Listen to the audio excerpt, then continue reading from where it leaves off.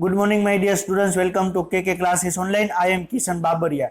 તો અત્યારે આપણે 11 સાયન્સની અંદર યુનિટ નંબર 4 છે પ્લાન્ટ ફિઝિયોલોજી, વનસ્પતિ દેહ ધર્મવિદ્યા, આપણે એના વિશે આપણે ડિસ્કશન આપણે કરી રહ્યા છીએ. તો આ યુનિટની અંદર અત્યાર સુધીમાં ચેપ્ટર 11, ચેપ્ટર 12, ચેપ્ટર 13 આપણે કમ્પ્લીટ કરી ચૂક્યા છીએ અને આજે આપણે ચેપ્ટર 14 છે એ પણ આપણે કમ્પ્લીટ કરી દેશું અને નેક્સ્ટ વીકમાં આપણે નેક્સ્ટ લેક્ચરથી આપણે ચેપ્ટર 15 છે આપણે એની શરૂઆત પણ આપણે કરી દેશું. ક્લિયર?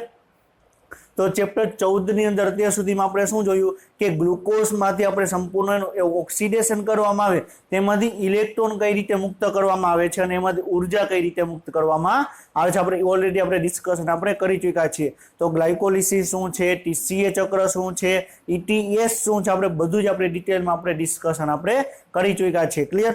તો આપણે આજે આપણે લેક્ચર શરૂ કરી તેમાં આપણે આજે લેક્ચરમાં શું જોવાનું છે તો ઉભયધર્મી પથ શું છે, શ્વસન સંતુલિત ચાર્ટ શું છે, ક્લિયર, એના વિશે આપણે ડિસ્કશન આપણે કરવાનું છે. શ્વસન અંક શું છે, એ 3 પોઈન્ટ આપણે ડિસ્કશન આપણે કરવાના છે અને થોડોક આપણે ઈટીએસ નો થોડોક એનસીઈઆરટી પ્રમાણે પોઈન્ટ બાકી હતો એ આપણે ડિસ્કશન આપણે કરશું. તો આપણે આજનો લેક્ચર શરૂ કરી એની પહેલા લાસ્ટ લેક્ચરમાં આપણે શું ડિસ્કશન કરેલો હતો ને એક રિવિઝન કરીએ અને પછી આપણે આગળ વધીએ. ક્લિયર? તો લાસ્ટ લેક્ચરમાં આપણે ડિસ્કશન કરેલો હતું કે ઈટીએસમાં તમને ચાર સંકુલ આવેલા હશે, સંકુલ 1, 2, 3 અને 4. તેમાં NADH માટે સંકુલ 1, 3 અને 4 કાર્ય કરશે, જ્યારે સંકુલ FADH2 માટે સંકુલ 3 અને સંકુલ 4 તમને બે સંકુલ તમને કાર્ય કરતા જોવા મળશે. ક્લિયર? તેમાં પહેલા સંકુલનું નામ શું છે? NADH ડિહાઇડ્રોજિનેસ. બીજા સંકુલનું નામ શું છે? FADH ડિહાઇડ્રોજિનેસ અથવા સક્સિનેટ ડિહાઇડ્રોજિનેસ. અને ત્રીજા સંકુલનું નામ શું છે? સાઇટોક્રોમ BC1 એ ત્રીજા સંકુલનું નામ છે. ક્લિયર? તો એ રીતે તમને 4 સંકુલ તમને જોવા મળે છે. અને આપણે ઓલરેડી આપણે ડિસ્કશન કર્યું કે ઇલેક્ટ્રોન જ્યાં અથડાશે ત્યાં તમને બરોબર છે ઉર્જા મુક્ત કરશે. તો ઇલેક્ટ્રોન જ્યાં અથડાશે ત્યાં શું થશે કે ઇલેક્ટ્રોન જ્યાં અથડાશે ત્યાં 2 પોઈન્ટ વચ્ચેનો જે હાઇડ્રોજનનો તફાવત હતો, હાઇડ્રોજન આયનનો જે તફાવત હતો એ તૂટશે અને એટીપી નું નિર્માણ કરશે. એટલે એનો મિનિંગ શું થશે કે જ્યાં ઇલેક્ટ્રોન અથડાશે ત્યાં શું થશે? 2 પોઈન્ટ વચ્ચે હાઇડ્રોજનનો તફાવત તૂટશે અને 2 પોઈન્ટ વચ્ચે હાઇડ્રોજનનો તફાવત તૂટશે એટલે શું થશે? એટીપી નું નિર્માણ થશે. ક્લિયર? આપણે ઓલરેડી ડિસ્કશન કરી ચૂક્યા છે કે NADH2 માંથી 3 એટીપી, FADH2 માંથી 2 એટીપી નું નિર્માણ થશે. ક્લિયર? તો તમને શું જોવા મળે છે તો સૌ પ્રથમ NADH છે એ તમને કોમ્પ્લેક્સ 1 માં તમને અથડાશે. ક્લિયર?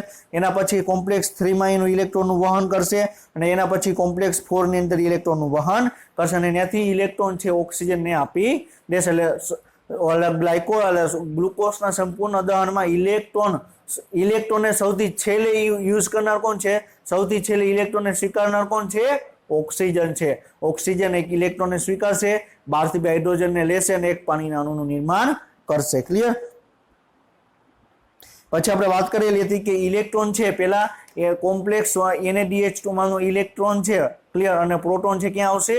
કોમ્પ્લેક્સ 1 એટલે FMN ની પાસે આવશે. FMN છે FMNH2 ની અંદર બરોબર છે રૂપાંતર થશે અને આપણે આની અંદર વાત કરી ચૂક્યા છે કે ઓક્સિડેશન શું છે અને રિડક્શન શું છે. ક્લિયર? તો આપણે ઓલરેડી ડિસ્કશન આપણે કરી ચૂક્યા છે. તો આપણે એક વખત આપણે જોઈએ કે ઇલેક્ટ્રોનનું વહન કઈ રીતે થશે તો NADH2 માંથી ઇલેક્ટ્રોન છે પેલા FMN પાસે આવશે, FMN માંથી ઇલેક્ટ્રોન છે કોએન્ઝાઇમ Q પાસે આવશે, ત્યાંથી સાઇટોક્રોમ B પાસે આવશે, ત્યાંથી સાઇટોક્રોમ C1 પાસે આવશે, ત્યાંથી સાઇટોક્રોમ C પાસે આવશે. અને આપણે ઓલરેડી ડિસ્કશન કરી ચૂક્યા છીએ કે સાઇટોક્રોમ C છે એ એક જગ્યાએથી વહન પામી બીજી જગ્યાએ ગતિશીલ વહન કરશે. ક્લિયર? અને ત્યાંથી સાઇટોક્રોમ A અને A3 પાસે જશે, ત્યાંથી તમને ઓક્સિજન આપવામાં આવશે અને A3 માંથી ઇલેક્ટ્રોન છે કોપર આયન ને આવશે ને કોપર આયન છે એ તમને કોને આપશે? ઓક્સિજન ને ઇલેક્ટ્રોન આપશે. ક્લિયર? તો આ તમને ઇલેક્ટ્રોન છે ક્લિયર એને તમને આખે આખું તમને કઈ રીતે વહન પામે છે આખે આખો માર્ગ તમને આપણે ડિસ્કશન કર્યો. ક્લિયર? હવે કોએન્ઝાઇમ Q માંથી જ્યારે ઇલેક્ટ્રોન છે સાઇટોક્રોમ B પાસે આવશે. હવે FMN NADH2 નો ઇલેક્ટ્રોન અને હાઇડ્રોજન FMN પાસે આવશે. FMN માંથી ઇલેક્ટ્રોન અને હાઇડ્રોજન છે કોએન્ઝાઇમ Q પાસે આવશે અને કોએન્ઝાઇમ Q માંથી ઇલેક્ટ્રોન છે એ ફક્ત સાઇટોક્રોમ B ને જ આપવામાં આવશે. ક્લિયર? કોએન્ઝાઇમ Q માંથી હાઇડ્રોજન છે આંતરપટલ અવકાશમાંથી બહાર એને બરોબર છે આંતરપટલ અવકાશમાં એને મોકલવામાં આવશે. ક્લિયર? તો આપણે એનસીઆરટી ની ઇમેજ છે ક્લિયર. તો આ શું કે છે સંકુલ 1 એટલે NaDH ડિહાઇડ્રોજિનેસ, સંકુલ 2 એટલે સક્સિનેટ ડિહાઇડ્રોજિનેસ, સંકુલ 3 એટલે B1 અને BC1 સંકુલ થયું, એટલે સંકુલ 4 એટલે શું થશે સાઇટોક્રોમ C ઓક્સિડેસ ક્લિયર, અને સંકુલ 5 એટલે ATPase ક્લિયર. આપણે ટોટલ 4 સંકુલ જોવા મળે. ઘણી વખત આપણે ATPase ને આપણે સંકુલ 5 તરીકે પણ આપણે એને ગણવામાં આવે છે ક્લિયર. તો ઇલેક્ટ્રોન આપણે આ ઇલેક્ટ્રોન છે Fmn માંથી કે F બરોબર છે કોએન્ઝાઇમ Q પાસે આવશે, ત્યાંથી ઇલેક્ટ્રોન સાઇટોક્રોમ B ને આપશે, ત્યાંથી સાઇટોક્રોમ C અને સાઇટોક્રોમ C છે એ ગતિશીલ વહન પામી સાઇટોક્રોમ E ને આપશે, ત્યાંથી કોપર ને આપશે, કોપર છે છેલ્લે ઓક્સિજન ઇલેક્ટ્રોન આપશે અને ત્યાંથી હાઇડ્રોજન સ્વીકારશે અને પાણીનું અણુનું નિર્માણ કરશે ક્લિયર.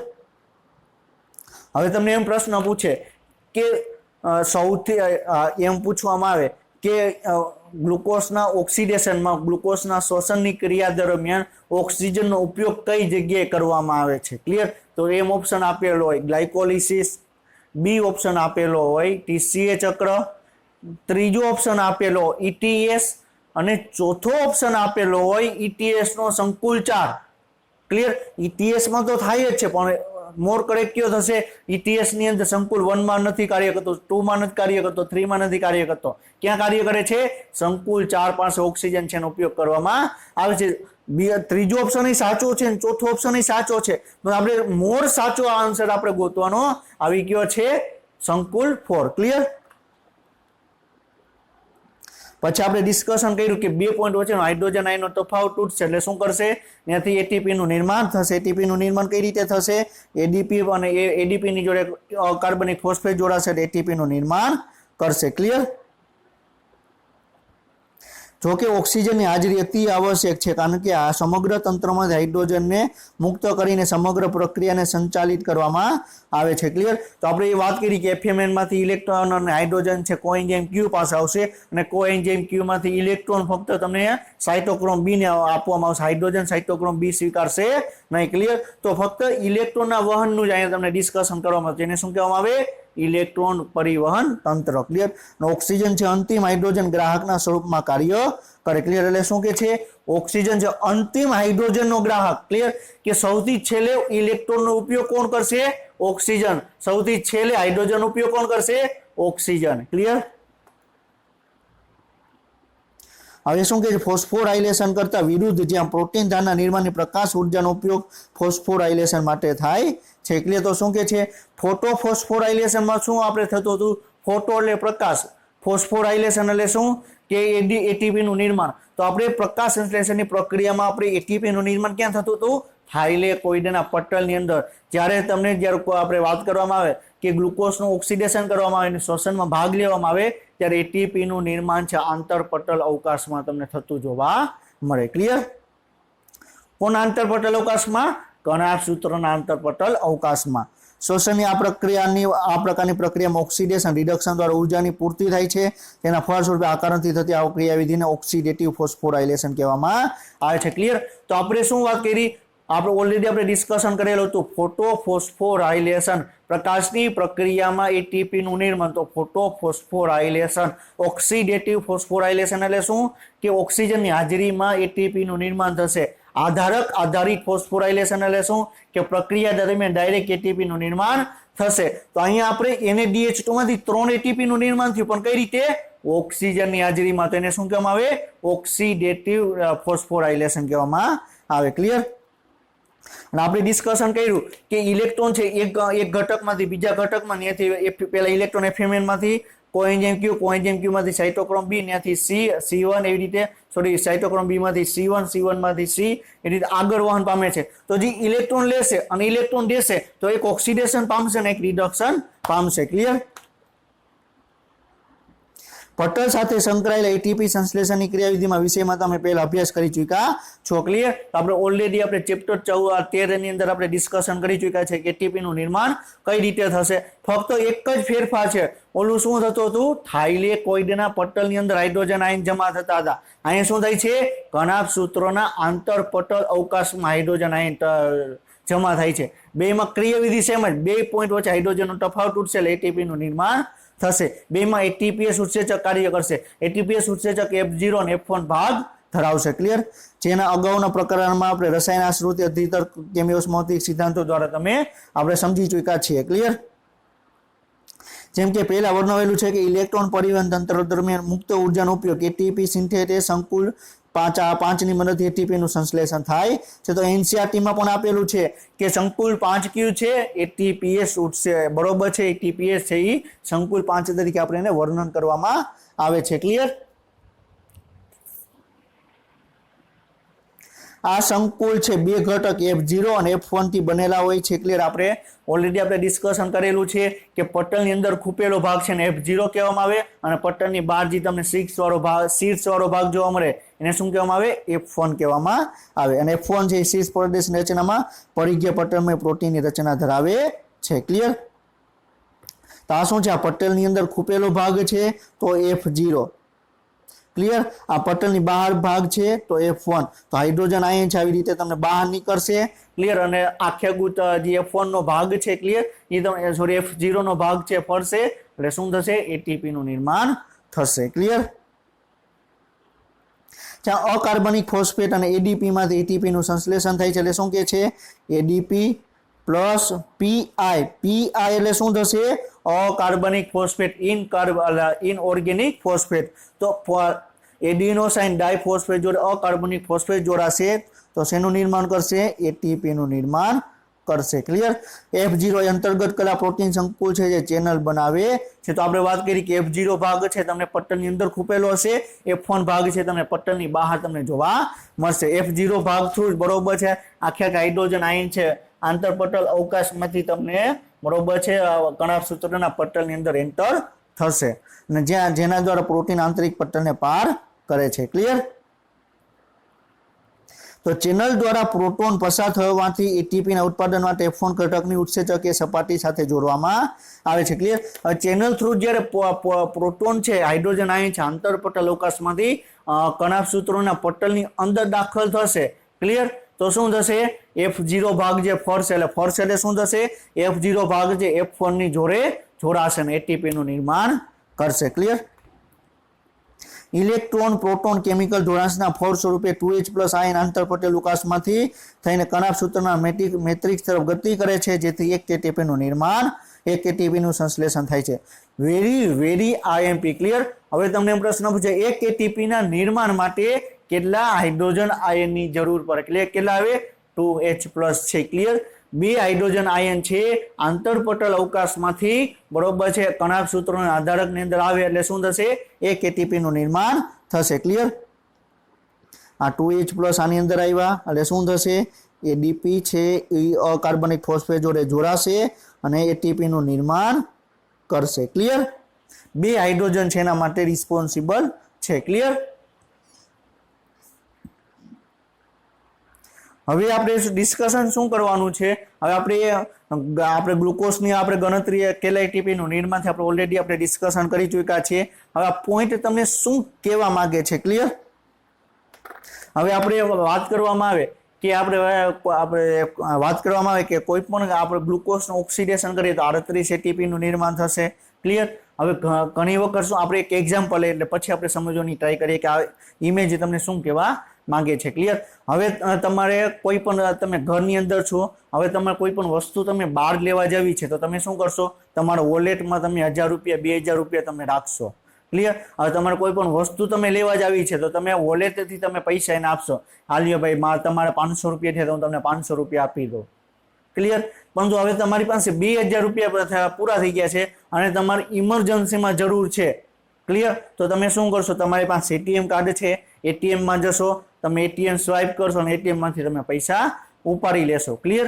તો આમાં સેમ ટુ સેમ જ વસ્તુ થશે ક્લિયર કે જ્યારે ગ્લુકોઝ છે ક્લિયર જ્યારે શરીરમાં જ્યારે ઉર્જાની જરૂર હશે તો ગ્લુકોઝ છે ક્લિયર એમાં ઉર્જા તમને મળશે પરંતુ ગ્લુકોઝ પૂરો થઈ ગયો ક્લિયર તો શું કરશે જે ગ્લુકોઝનું જે પોલિસેકેરાઇડ છે ગ્લાયકોજન છે ક્લિયર તેમાંથી ગ્લાયકોજનમાંથી ગ્લુકોઝને તોડવામાં આવશે અને એમાંથી ઉર્જા મેળવવામાં આવશે ક્લિયર। તો શું ગ્લાયકોજન શું થયું બેંક થઈ ગ્લુકોઝ શું થયું તમારું વોલેટ થયું ક્લિયર। જ્યારે તમારે વોલેટની જ્યારે ઓછા ઉર્જાની જરૂર પડશે ત્યારે તમે ડાયરેક્ટ વોલેટ એટલે કે ગ્લુકોઝનો યુઝ કરશો ક્લિયર. પરંતુ જ્યારે તમારે ઝાઝા અમાઉન્ટ મોટા અમાઉન્ટમાં છે, તમારે પૈસાની જરૂર પડી તો તમે શું કર્યા, તમે શું ગયા, એટીએમ પાસે ગયા, ત્યાંથી તમે પૈસા ઉપાડ્યા. ક્લિયર. તો એવી જ રીતે તમારે બરોબર જ્યારે વધારે ઉર્જાની જરૂર છે તો ગ્લાયકોજન તૂટશે. ક્લિયર. અને એમાંથી ગ્લાયકોજન તૂટે એટલે શેનું પોલિમર છે ગ્લાયકોજન, ગ્લુકોઝનું પોલિમર છે, એટલે ગ્લુકોઝમાં કન્વર્ટ થશે અને ગ્લુકોઝ તમને ગ્લાયકોલિસિસ CTS એમાં આગળ ભાગ લેશે. ક્લિયર. અને એમાંથી ઉર્જા તમને મેળવવામાં આવશે. ક્લિયર. તો આ તમને એ જ કહેવા માગે છે. ક્લિયર.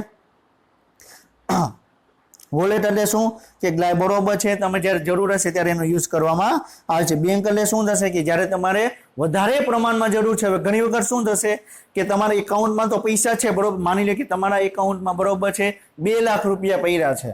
ક્લિયર. હવે તમારે 2 લાખ રૂપિયાની તમારે ઇમરજન્સીમાં જરૂર પડી તો તમે શું કરશો, 2 લાખ તમે બરોબર છે તમે ઉપાડી લેશો. તો આપણા શરીરમાં ગ્લાયકોજન સ્વરૂપે ખોરાકનો સંગ્રહ થાય છે, ચરબી સ્વરૂપે ખોરાકનો સંગ્રહ થાય છે, પ્રોટીન સ્વરૂપે ખોરાકનો સંગ્રહ થાય છે. તો પહેલા બોડી શું કરશે, પહેલા ગ્લુકોઝનો યુઝ કરશે. ગ્લુકોઝ પૂરું થઈ જશે એટલે પોલિસેકેરાઇડ એટલે કે ગ્લાયકોજનનો યુઝ કરશે. ક્લિયર. ગ્લાયકોજન પૂરું થઈ ગયું તો શેનો યુઝ કરશે, ચરબીનો યુઝ કરશે. ચરબી પૂરી થઈ ગઈ તો પ્રોટીનનો યુઝ કરશે. આપણે ઓલરેડી ડિસ્કશન કરી ચૂક્યા છે. ક્લિયર. તો આપણે ઓલરેડી ડિસ્કશન કરી ચૂક્યા છે કે એક ગ્લુકોઝનો અણુનું જ્યારે ઓક્સિડેશન કરવામાં આવે, એક ગ્લુકોઝ અણુ છે જ્યારે શ્વસનની ક્રિયામાં ભાગ લેવામાં આવે તો ટોટલ 38 ATP નું નિર્માણ થશે. કેટલા, 38 ATP. હવે ઘણી બધી ટેક્સ્ટ બુકમાં છે ક્લિયર 36 ATP ગણવામાં આવ્યા છે. કેટલા, 36. ક્લિયર. હવે એવું શું કામ, આપણે ડિસ્કશન કર્યું કે ગ્લાયકોલિસિસ દરમિયાન ગ્લુકોઝનું નિર્માણ, ગ્લાયકોલિસિસ દરમિયાન ગ્લુકોઝમાંથી પાયરુવિક એસિડમાં નિર્માણ થશે. હવે પાયરુવિક એસિડમાંથી શું થશે, 2 NADH2 નું નિર્માણ થશે. એ આપણે ખ્યાલ છે. હવે 2 NADH2 નું નિર્માણ થયું ક્યાં થયું, કોષના કોષરસમાં થયું. ક્લિયર. ETS ક્યાં રન થયું, ETS ક્યાં તમને જોવા મળે, કણાભ સૂત્રના અંતઃપટલમાં. તો જે કોષના કોષરસમાં NADH2 નું નિર્માણ થયું, એ NADH2 ને તમારે ક્યાં લઈ જવા પડશે, બરોબર કણાભ સૂત્રના અંતઃપટલ પાસે લઈ જવા પડશે. ક્લિયર. તો શું થશે, બરોબર છે, આ શું છે, માની લો કે આ કોષ છે બરોબર છે, અહીંયા 2 NADH2 નું નિર્માણ થયું. ક્લિયર. આ શું છે, કણાભ સૂત્ર છે. ક્લિયર. તો પેલા શું થશે, 2 NADH2 છે અહીંયા આવશે એટલે 2 NAD+ માંથી કન્વર્ટ થઈ જશે. NADH2 માંથી હાઇડ્રોજન છૂટા પડશે, 2 NADH2 માંથી હાઇડ્રોજન છૂટા પડશે અને NAD+ માં કન્વર્ટ થશે. એ હાઇડ્રોજન છે અંદર આવશે. ક્લિયર. હવે એ હાઇડ્રોજન છે. ક્લિયર. હવે હાઇડ્રોજન ને લેવા માટે તો બે જ વસ્તુ છે, એક તો NAD+ લેવા જઈ શકે હાઇડ્રોજન અથવા FAD હાઇડ્રોજન ને લઈ શકે. ક્લિયર. માની લો કે NAD હાઇડ્રોજન ને લેવા ગયું. ક્લિયર. NAD+ હાઇડ્રોજન ને લેવા ગયું તો NADH2 માં રૂપાંતર પામશે. ક્લિયર. તો કાંઈ વાંધો નથી, તો એ 3 ATP નું નિર્માણ કરશે બરોબર.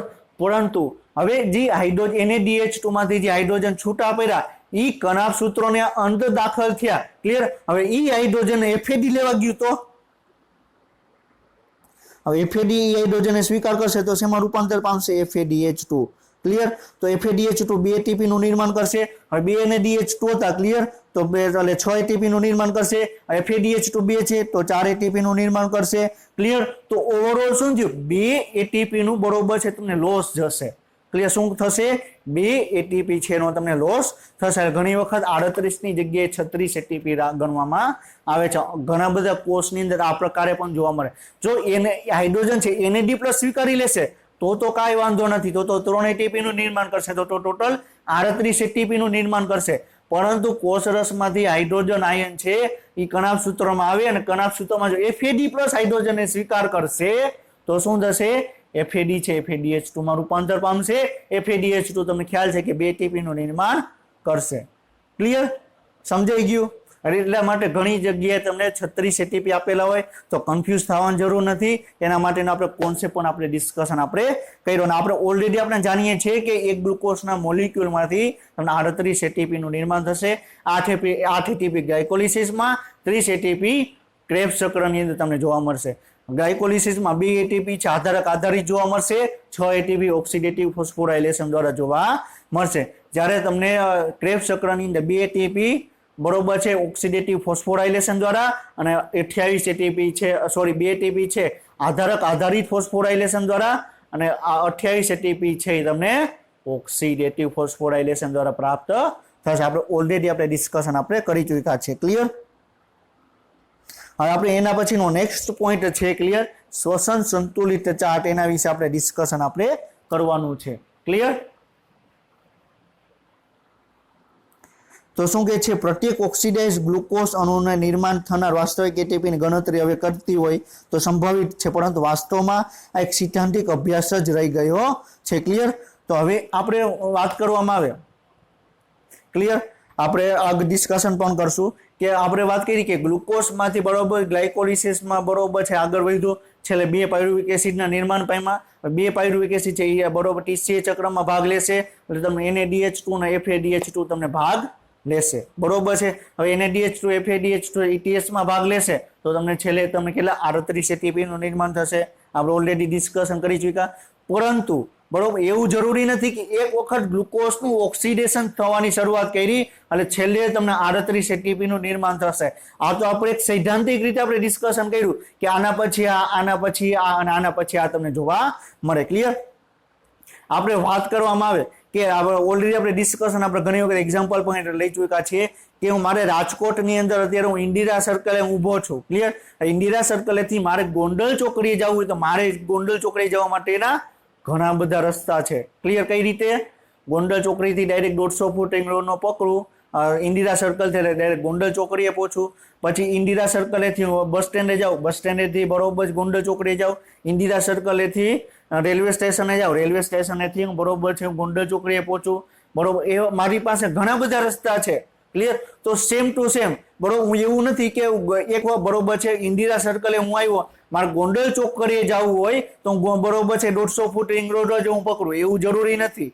ક્લિયર? હું મારે બસ સ્ટેન્ડે કામ હોય તો ઇન્દિરા સર્કલેથી બસ સ્ટેન્ડે જાઉં અને બસ સ્ટેન્ડેથી પછી હું ગોંડલ ચોકડીએ જાઉં. ક્લિયર? એ મારા ઉપર ડિપેન્ડ છે. તો એવી જ રીતે બરોબર ગ્લુકોઝનું એક વખત ઓક્સિડેશન થઈ જાય. ક્લિયર? ગ્લુકોઝનું એક વખત ઓક્સિડેશન થવાની શરૂઆત કરે એટલે એનો મિનિંગ એ નથી કે 38 એટીપી નું નિર્માણ કરશે. ક્લિયર? હવે ગ્લુકોઝમાંથી આપણે વાત કરવામાં આવે કે આપણે ફોસ્ફોગ્લિસરિક ગ્લુકોઝમાંથી બરોબર છે ફોસ્ફોગ્લિસરિક એસિડનું નિર્માણ થશે. બરોબર છે? ફોસ્ફોગ્લિસરિક એસિડનું નિર્માણ થયું, કેટલા અણુનું નિર્માણ થયું? 2 ફોસ્ફોગ્લિસરિક એસિડનું નિર્માણ થયું. ક્લિયર? આ ફોસ્ફોગ્લિસરિક એસિડ છે એ આગળ ગ્લાયકોલિસિસમાં ભાગ ન લે એની જગ્યાએ શું કરે? ગ્લિસરોલનું નિર્માણ કરે. ક્લિયર? ગ્લિસરોલનું નિર્માણ કર્યું. ગ્લિસરોલ છે એ ફેટી એસિડ જોડે જોડાઈ જાય તો શેનું નિર્માણ કરે? આપણે ઓલરેડી આપણે જાણીએ છીએ કે ચરબીનું નિર્માણ કરે. ક્લિયર? તો એવું પણ બની શકે ફોસ્ફોગ્લિસરિક એસિડ છે એ આગળ ગ્લાયકોલિસિસમાં ભાગ ન લે, ગ્લિસરોલનું નિર્માણ કરે, ફેટી એસિડ જોડે જોડાઈને ચરબીનું નિર્માણ કરે. એવું પણ બની શકે. બરોબર છે? પછી આપણે વાત કરીએ કે ગ્લુકોઝમાંથી આપણે બરોબર પાયરુવિક એસિડના 2 અણુ બન્યા.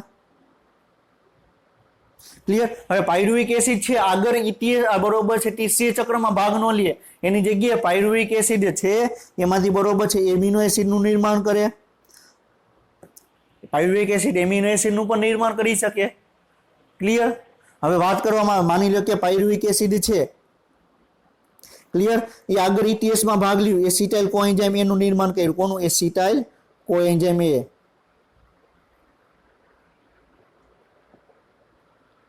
ક્લિયર? હવે એસિટાઇલ કોએન્ઝાઇમ એને ઈચ્છા થઈ મારે બરોબર TCS ચક્રમાં મારે ભાગ નથી લેવો. ક્લિયર? TCA ચક્રમાં મારે ભાગ નથી લેવો એની જગ્યાએ બરોબર એસિટાઇલ કોએન્ઝાઇમ એમાંથી હું ફેટી એસિડ બનાવું. બરોબર ફેટી એસિડ જોડે હું ગ્લિસરોલ જોડી દઉં. ક્લિયર? તો હું શોનું નિર્માણ કરું? ચરબીનું નિર્માણ કરું. ક્લિયર? આ પણ પોસિબિલિટી છે. ક્લિયર? તો એવું જરૂરી નથી કે એક વખત ગ્લુકોઝનું ઓક્સિડેશન થવાની શરૂઆત થઈ એટલે એ છેલ્લે 38 એટીપી બનાવીને જમશે એવું નહીં બને. એ વચ્ચે એની એક આખે કોઈ પાથવે છે. ક્લિયર? હવે તમારે વાત કરીએ કે રાજકોટમાં તમારે એક જગ્યાએથી બીજી જગ્યાએ જવું છે અથવા અમદાવાદમાં એક જગ્યાએથી બીજી જગ્યાએ જવું છે તો એના માટેનો એક જ રસ્તો નહીં હોય, એના માટે તમારી પાસે ઘણા બધા રસ્તા હશે. ક્લિયર? એ બધા રસ્તાનો તમે ગમે ત્યાં તમે જોશો. ક્લિયર?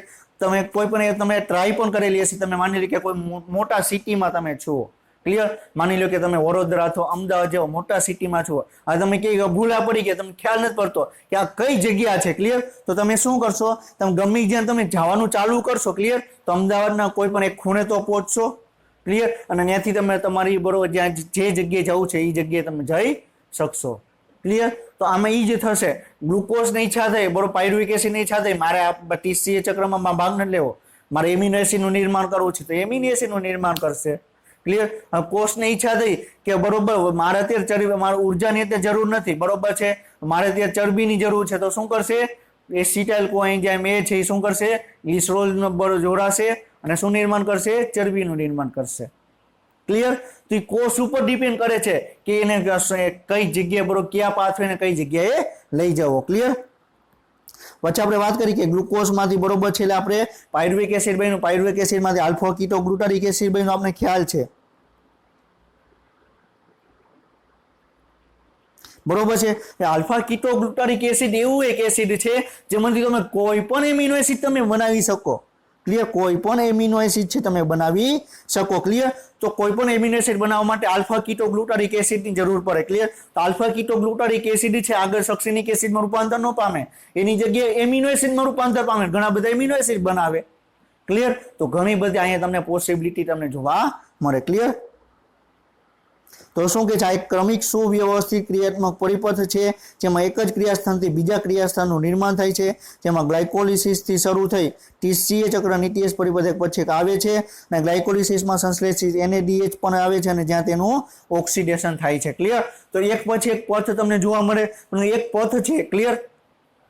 એવું નથી કે માની લ્યો કે બરોબર છે તમે કોઈ પણ એક ખોરાક લીધો, હવે ખોરાકમાંથી બરોબર 200 મોલિક્યુલ ગ્લુકોઝના છે, તો 200 ગ્લુકોઝ છે ઉર્જાનું ઉત્પાદન નહીં કરે, એમાંથી અમુક છે, ક્લિયર?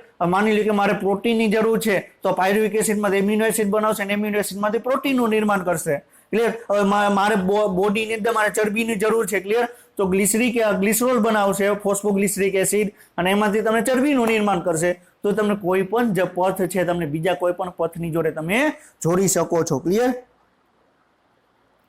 તો પરિપથનો કોઈ પણ મધ્યવર્તી બીજા સંયોજનમાં નિર્માણ ભાગ લેતો નથી, ક્લિયર? શ્વસનમાં માત્ર ગ્લુકોઝનો જ ઉપયોગ થાય છે, જેથી બીજા વૈકલ્પિક પ્રક્રિયા પથોમાં કોઈ પણ મધ્યવર્તી તબક્કામાં પ્રવેશ કરતા નથી, ક્લિયર? આપણે એવું માનીને ચાલીએ કે ગ્લુકોઝ છે, ક્લિયર, એટલે પાયરુવિક એસિડમાં નિર્માણ પામ્યું, પાયરુવિક એસિડ છે એસિટાઇલ કોએન્ઝાઇમમાં નિર્માણ પામ્યું, એસિટાઇલ કોએન્ઝાઇમ છે એ TCA ચક્રમાં ભાગ લીધું અને છેલ્લે ઓક્ઝેલો એસિટિક એસિડ પુનઃનિર્માણ કર્યું, ક્લિયર? અને NADH2 FADH2 છે ETS ની અંદર ગયા અને છેલ્લે 38 ATP નિર્માણ પામ્યા. આપણે ધારણ કરીએ છીએ, ક્લિયર, કે જો એક્ઝેક્ટલી આવું થાય તો તમને 38 ATP નું નિર્માણ થશે, ક્લિયર? જો કે આ પ્રકારની કલ્પના સજીવ તંત્રમાં વાસ્તવમાં તર્કસંગત નથી, ક્લિયર?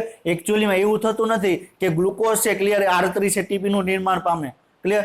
ગ્લુકોઝમાંથી બરોબર છે આલ્ફા કીટો ગ્લુટારિક એસિડ બની ગયું, અને ત્યાંથી એને બરોબર શરીરને માની લો કે જરૂર છે પ્રોટીનની, તો આલ્ફા કીટો ગ્લુટારિક એસિડમાંથી એમિનો એસિડ અને એમાંથી પ્રોટીનનું નિર્માણ કરશે, ક્લિયર?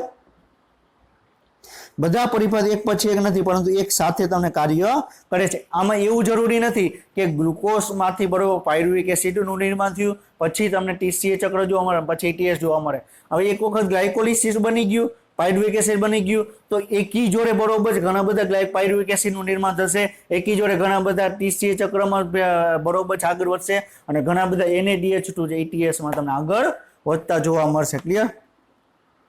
પરિપથમાં પ્રક્રિયક આવશ્યકતા અનુસાર બહાર અને અંદર આવજા કરી શકે છે, ક્લિયર? હવે બરોબર મારે બરોબર વાત કરવામાં આવે કે પ્રોટીન મારા શરીરમાં પ્રોટીન છે એકદમ વધારે થઈ ગયો, ક્લિયર? તો પ્રોટીન છે એમિનો એસિડમાં રૂપાંતર પામશે, એમિનો એસિડ છે શું કરશે, આલ્ફા કીટો ગ્લુટારિક એસિડમાં નિર્માણ પામશે, આલ્ફા કીટો ગ્લુટારિક એસિડ છે TCA ચક્રમાં ભાગ લેશે, ક્લિયર? અથવા વાત કરવામાં એમિનો એસિડ છે પાયરુવિક એસિડનું નિર્માણ કરે અને પાયરુવિક એસિડ છે ETSમાં ભાગ લે, સોરી TCA ચક્રમાં ભાગ લે, તો એ પણ પોસિબિલિટી છે, ક્લિયર? આવશ્યકતા અનુસાર ATP નો ઉપયોગ થઈ શકે છે. આ પ્રક્રિયામાં દર ઘણી રીતે તમને નિયંત્રિત તમે કરી શકો છો, ક્લિયર? છતાં પણ આ ક્રિયા કરવી ઉપયોગી છે, કારણ કે સજીવ તંત્રમાં ઉર્જા નિષ્કર્ષણ તેમજ સંગ્રહ માટે તેમની કાર્યદક્ષતા આવકાર્ય છે, ક્લિયર? આમ ઝાડક શ્વસન દરમિયાન ગ્લુકોઝના એક અણુમાંથી 38 ATP ની વાસ્તવિક પ્રાપ્તિ તમને જોવા મળે છે, ક્લિયર? તો એક ગ્લુકોઝના અણુમાંથી તમને બરોબર છે તમને 38 ATP નું તમને નિર્માણ થતું જોવા મળશે. ક્લિયર? તો આપણે ઓલરેડી આ જાણી ચૂક્યા છે કે કઈ રીતે 38 ATP નું નિર્માણ થશે. ક્લિયર? હવે આપણે આથોન અને ઝાડક શ્વસનની તુલના કરીએ તો આથોનના ગ્લુકોઝનું આંશિક વિઘટન થાય છે કે બરોબર, જો કે ઝાડક શ્વસનમાં પૂર્ણ વિઘટન થાય છે અને કાર્બન ડાયોક્સાઇડ અને પાણી નિર્માણ પામે છે. આપણે ઓલરેડી ડિસ્કશન કરી ચૂક્યા છે કે ગ્લુકોઝનું સંપૂર્ણ ઓક્સિડેશન એટલે શું? જેમાંથી ગ્લુકોઝ નિર્માણ પામ્યું હતું એમ જ બનવું જોઈએ. ક્લિયર? તો છેલ્લે ગ્લુકોઝ CO2 H2O જોડાવાથી ઉર્જામાં બરોબર જોડાવાથી ગ્લુકોઝનું નિર્માણ થયું હતું. તો ગ્લુકોઝ તૂટે તો છેલ્લે CO2 બનવો જોઈએ, H2O બનવો જોઈએ, ઉર્જા પણ મુક્ત થવી જોઈએ, તો જ એને સંપૂર્ણ ઓક્સિડેશન કહેવામાં આવે. આપણે ઓલરેડી આપણે જાણી ચૂક્યા છે કે અજારક પ્રક્રિયા એટલે કે આથોનિક પ્રક્રિયામાં તમે સંપૂર્ણ ઓક્સિડેશન જોવા મળતું નથી, જ્યારે ઝાડક શ્વસનની પ્રક્રિયામાં તમે સંપૂર્ણ ઓક્સિડેશન જોવા મળે છે. ક્લિયર? આથોનમાં ગ્લુકોઝના અણુમાંથી પાયરુવિક એસિડ દરમિયાન એટીપીના 2 અણુની પ્રાપ્તિ થાય છે. ક્લિયર? અને એ ફક્ત ગ્લાયકોલિસિસમાં થશે. પાયરુવિક એસિડ છે આથોનિક ક્રિયામાં ભાગ લેશે તો એમાં એટીપીનું નિર્માણ નહીં થાય. ક્લિયર? જ્યારે ઝાડક શ્વસનમાં ખૂબ વધારે એટીપીના અણુનું નિર્માણ થશે. કેટલા? 38. ક્લિયર? આથોનમાં NADH2 NAD+ માં ઓક્સિડેશન મંદ પ્રક્રિયા થાય છે, જ્યારે શ્વસન પ્રક્રિયામાં પ્રક્રિયા તીવ્ર ગતિથી જોવા મળે. ક્લિયર? તો આથોની પ્રક્રિયામાં જે NADH2 માંથી NAD+ ની રૂપાંતર પામે તો એ પ્રક્રિયા તમને ઝડપથી જોવા મળશે, જ્યારે તમને ધીમેથી પ્રક્રિયા જોવા મળશે. ક્લિયર? જ્યારે ઓની અંદર તમને પ્રક્રિયા છે તમને ફટાફટ તમને ઝડપથી જોવા મળશે. હવે ઉભયધર્મી પરિપથ. ક્લિયર? તો હમણાં આપણે જે વાત કરી કે ક્લિયર કે ગ્લાયકોલિસિસમાંથી આપણે વાત કરવામાં કે આપણે ફોસ્ફોગ્લિસરિક એસિડનું નિર્માણ થયું, એમાંથી ગ્લિસરોલ રૂપાંતર પામ્યું, એમાંથી ફેટી એસિડ નિર્માણ પામશે, ચરબી નિર્માણ પામશે. તો એ જ પરિપથ એટલે શું? ઉભયધર્મી. ક્લિયર? કે ઉભયધર્મી એટલે શું? કે તમને એક ગ્લુકોઝનો અણુ છે તેમાંથી તમે એમિનો એસિડ બનાવી શકો, પ્રોટીન બનાવી શકો, ચરબી બનાવી શકો, તેને શું કહેવામાં આવે? ઉભયધર્મી પરિપથ કહેવામાં આવે. ક્લિયર? તો શ્વસન માટે અનુકૂળ પ્રક્રિયા ગ્લુકોઝ છે, શ્વસન માટે અનુકૂળ પ્રક્રિયા ગ્લુકોઝ છે. એટલે શ્વસનમાં બધા કાર્બોહાઈડ્રેટનો ઉપયોગ થતા પહેલા તેઓ ગ્લુકોઝમાં પરિવર્તન થાય છે, જેમ કે અગાઉ દર્શાવેલ હતું કે બીજા પ્રક્રિયાઓ પણ શ્વસનમાં ઉપયોગમાં લેવાતા હોય છે. ક્લિયર? તો આપણે ઓલરેડી આપણે ડિસ્કશન કરી ચૂક્યા છે. ક્લિયર? આપણા શરીરમાં ગ્લુકોઝ પૂરું થઈ ગયું. ક્લિયર? તો ગ્લાયકોજન છે એ ગ્લુકોઝમાં રૂપાંતર પામશે. ક્લિયર? માની લો કે આપણા શરીરમાં કાર્બોહાઈડ્રેટ જ બધું પૂરું થઈ ગયું. ક્લિયર? તો શું ફેટી એસિડ ભાગ લેશે? ફેટી એસિડ કઈ રીતે ભાગ લેશે? એસિટાઇલ કોએન્ઝાઇમ. ફેટી એસિડ તમને શેનું બનેલું છે? ચરબી છે. ક્લિયર? તો ચરબી શેની બનેલી છે? Glycerol plus fatty acid. Clear? હવે ગ્લિસરોલ છે આગળ ગ્લાયકોલિસિસમાં ભાગ લે, બરોબર છે, TCA ચક્રમાં ભાગ લેશે. જ્યારે ફેટી એસિડ છે એ શું કરશે? એસિટાઇલ કોએન્ઝાઇમનું નિર્માણ કરશે. ક્લિયર? એસિટાઇલ કોએન્ઝાઇમ એનું નિર્માણ કરશે અને એ પણ છેલ્લે TCA માં ભાગ લેશે. ક્લિયર? તો ચરબી છે આપણા શરીરમાં કાર્બોહાઈડ્રેટ પૂરું થઈ ગયું. ક્લિયર? કાર્બોહાઈડ્રેટ પૂરું થઈ ગયું તો ચરબી છે તમને ગ્લિસરોલ અને ફેટી એસિડમાં તમને છૂટવું પડશે.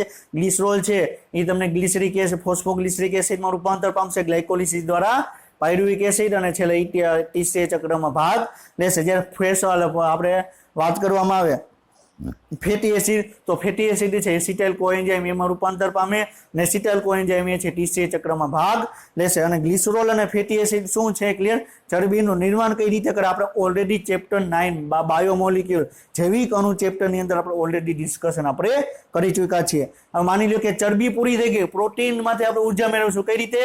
પ્રોટીન તૂટશે, એમિનો એસિડનું નિર્માણ પામશે, એમિનો એસિડ છે આલ્ફા કીટો ગ્લુટારિક એસિડમાં નિર્માણ પામશે અને TCA ચક્રમાં ભાગ લેશે, અથવા પાયરુવિક એસિડમાં રૂપાંતર પામશે અને TCA ચક્રમાં ભાગ લેશે. ક્લિયર? ક્લિયર? આપણે ઓલરેડી ડિસ્કશન કર્યું કે ચરબી છે એ ફેટી એસિડ અને ગ્લિસરોલમાં ભાગ લેશે. ગ્લિસરોલ છે ડાયહાઇડ્રોક્સી એસિટોન ફોસ્ફેટ અને ગ્લિસરલ ટ્રીફોસ્ફેટમાં ભાગ લેશે અને પાયરુવિક એસિડનું નિર્માણ કરી ક્રેબ્સ ચક્રમાં ભાગ લેશે. ક્લિયર? પછી આપણે વાત કરી ફેટી એસિડ, તો ફેટી એસિડ છે ડાયરેક્ટ એસિટાઇલ કોએન્ઝાઇમ એ બનાવશે અને બરોબર TCA ચક્રમાં ભાગ લેશે.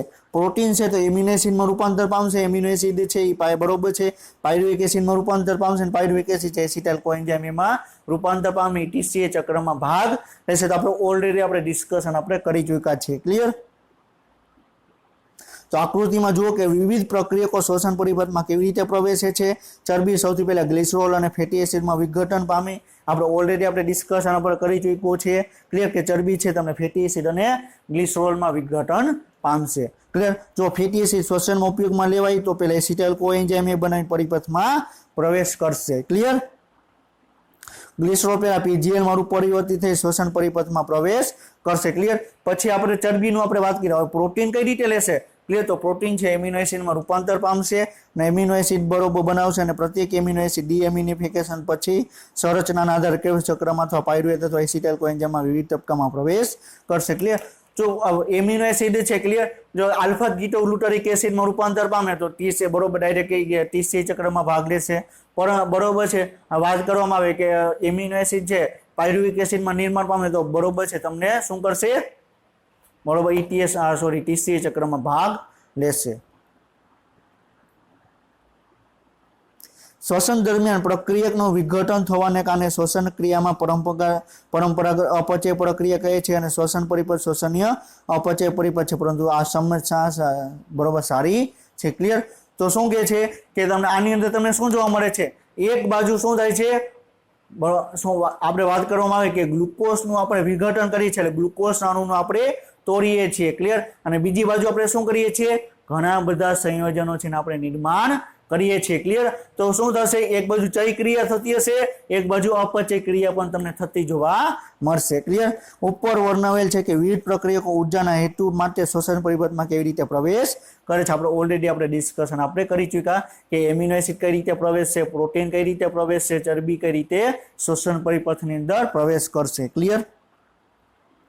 આ જાણવું મહત્વપૂર્ણ છે કે આ સંયોજન ઉપરોક્ત પ્રક્રિયાનું નિર્માણ કરવા માટે શ્વસનીય પરિપથને વિખૂટા પડે. ક્લિયર. તો આમાં આપણે એ પણ જો બરોબર આપણે વાત કરી કે આપણે પ્રોટીનમાંથી આપણે એમિનો એસિડ બનશે અને તમને ટીસીએ ચક્રમાં ભાગ લેશે. માની લો કે બરોબર છે આલ્ફા કીટોગ્લુટારિક એસિડ છે એમિનો એસિડમાં રૂપાંતર પામ્યું અને એમિનો એસિડ છે આગળ પ્રોટીનમાં નિર્માણ પામે. ક્લિયર. તો આમાં શું થશે?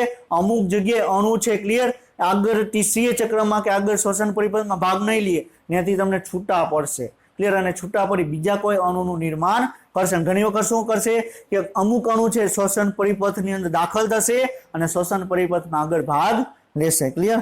આમ શ્વસનીય પરિપથમાં ઉપયોગમાં આવતા પહેલા ફેટી એસિડ પ્રક્રિયક તરીકે પ્રવેશ કરી એસિટાઇલ કોએન્ઝાઇમમાં વિઘટન કરે છે, ત્યારે સજીવ ફેટી એસિડનું સંશ્લેષણ કરવાની બરોબર છે જોવા મળે. શ્વસન પરિપથમાં એસિટાઇલ કોએન્ઝાઇમ દૂર થાય છે, જેથી ફેટી એસિડનું સંશ્લેષણ અને વિઘટન બંનેમાં શ્વસન પરિપથનો ઉપયોગ કરવો પડે. ક્લિયર. હવે આપણે ચરબીનું નિર્માણ કરવું હશે અથવા પ્રોટીનનું નિર્માણ કરવું હશે, ચરબીને તોડવી હશે અથવા પ્રોટીનને તમારે તોડવું હશે તો એને શ્વસન પરિપથનો ઉપયોગ કરવો પડશે. ક્લિયર. આ પ્રકારે પ્રોટીનનું સંશ્લેષણ તેમજ વિઘટન માટે શ્વસન પણ મધ્યસ્થ બને. આ રીતે વિઘટનની પ્રક્રિયા તમને ઓછી જોવા મળે. ક્લિયર. તો પ્રોટીન છે વિઘટન તમને આ રીતે ઓછું જોવા મળે. ક્લિયર. હવે આપણે કોઈ પણ વ્યક્તિ છે ક્લિયર ઉપવાસ કરે તો એમાં સૌપ્રથમ પહેલા કાર્બોદિત પૂરું થશે, પછી તમને ચરબીનો ઉપયોગ કરવામાં આવશે અને પછી પ્રોટીનનો ઉપયોગ કરવામાં આવશે. તો અમુક જ વ્યક્તિ એવી હશે કે બરોબર છે લાંબા સમયગાળા સુધી બરોબર ઉપવાસ કરી શકે છે. ક્લિયર. હવે ઉપવાસ કરશે તો પહેલા બરોબર કાર્બોદિત, ચરબી અને પછી પ્રોટીનનો ઉપયોગ કરવામાં, તો પ્રોટીન ભાગ્યે જ ક્યારેક જ કોક જ વ્યક્તિની અંદર વિઘટન પામશે, બાકી પ્રોટીન છે હંમેશા તમને નિર્માણ પામતું જ તમને જોવા મળશે. ક્લિયર.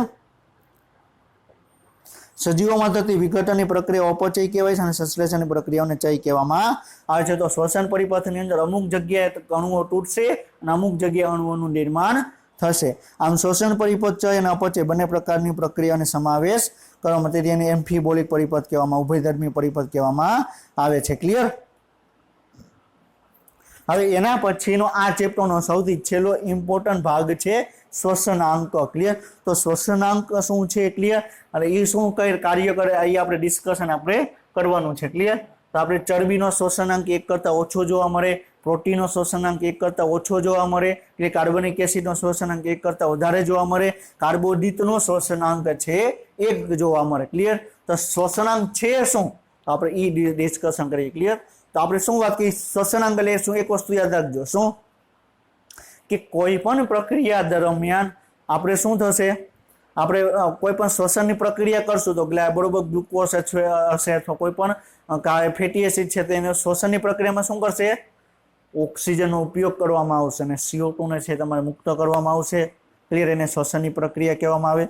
તો શું થશે કે પ્રક્રિયા દરમિયાન શ્વસનની પ્રક્રિયા દરમિયાન ઉત્પન્ન થતો CO2, શ્વસનની પ્રક્રિયા દરમિયાન ઉત્પન્ન થતો CO2 અને એના છેદમાં શ્વસનની પ્રક્રિયા દરમિયાન ઓક્સિજનનો ઉપયોગ. ક્લિયર. આને ગુણોત્તરને શું કહેવામાં આવે? આ ગુણોત્તરને શું કહેવામાં આવે? શ્વસનાંક કહેવામાં આવે, રેસ્પિરેટરી કોન્સ્ટન્ટ RQ કહેવામાં આવે. ક્લિયર? સમજાઈ ગયું? તો કોઈ પણ બરોબર છે, કોઈ પણ પ્રક્રિયાની અંદર ઉત્પન્ન થતો CO2 એના છેદમાં ઉપયોગમાં લેવાતો ઓક્સિજન, એના બેનો ગુણોત્તર.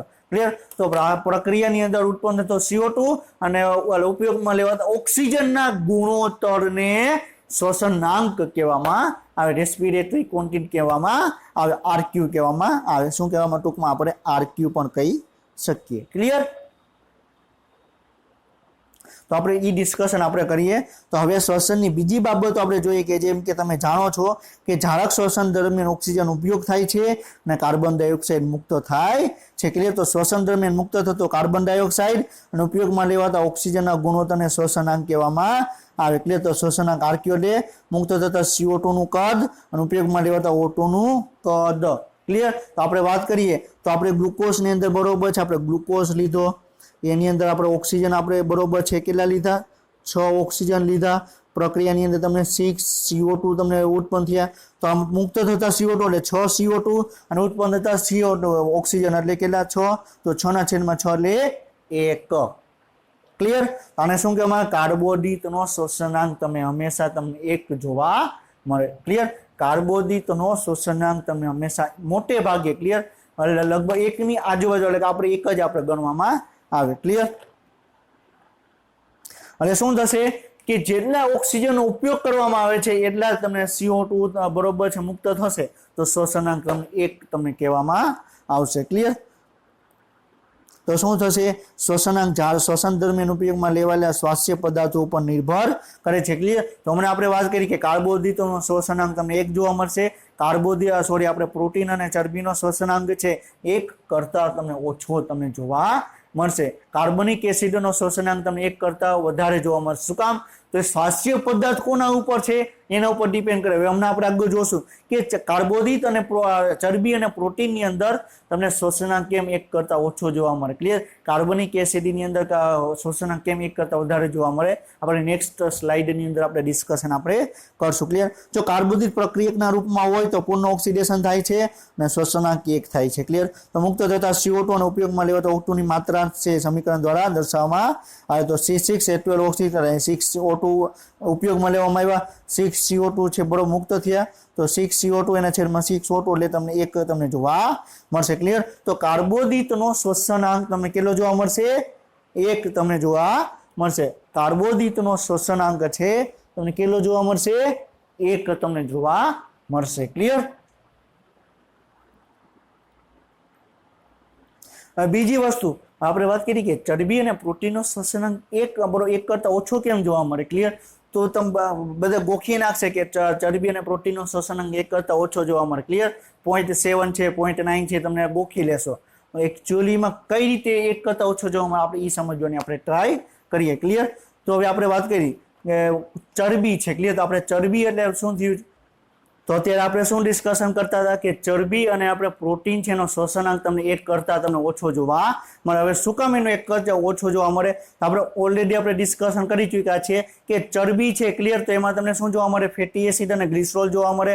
તો ચરબી છે. ક્લિયર? એનું તમને ફોર્મ્યુલા આપણે જોઈએ. ક્લિયર? તો એની અંદર તમને કાર્બન જોવા મળે.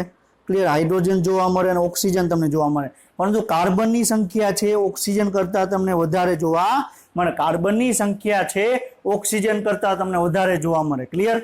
એ અમને ખ્યાલ આવી ગયો. તો કાર્બનની સંખ્યા ઓક્સિજન કરતા વધારે જોવા મળે. હવે આપણે શું વાત કરી કે જેટલો તમે ઓક્સિજન બરોબર જેટલો તમે ઓક્સિજન ઉપયોગ કરશો એટલો જ તમને CO2 તમને મુક્ત થશે. બરોબર? તમે 5 ઓક્સિજનના અણુઓ તમે યુઝ કરશો તો એની જગ્યાએ તમને 5 CO2 તમને મુક્ત થશે. હવે ચરબીની અંદર શું છે? એક તો ઓક્સિજન ઓછો છે. ક્લિયર? હવે માની લો કે ચરબીનું દહન કરવામાં આવે, ચરબીને આપણે શ્વસન પ્રક્રિયામાં ભાગ લેવામાં આવે. માની લો કે 10 અણુ ઓક્સિજનના એન્ટર થયા. કેટલા? 10 ઓક્સિજનના અણુ છે એ એન્ટર થયા. તો પેલા ઓક્સિજન શું કરશે કે બરોબર ચરબીની અંદર જે ઓક્સિજન અણુ છે એની સંખ્યા વધારવાની ટ્રાય કરશે. શું કરશે? ગ્લુકોઝની અંદર બરોબર છે ચરબીની અંદર જે ઓક્સિજનના અણુ છે, ક્લિયર, એ પોતાની સંખ્યા વધારવાની ટ્રાય કરશે. ક્લિયર? હવે માની લ્યો કે 10 ઓક્સિજનના અણુ છે એમાંથી 4 ઓક્સિજન અણુ છે શું કરશે? ચરબીની અંદર ઓક્સિજનનું પ્રમાણ વધારવાની ટ્રાય કરશે. ક્લિયર? બાકીના 6 ઓક્સિજન છે એ શું કરશે?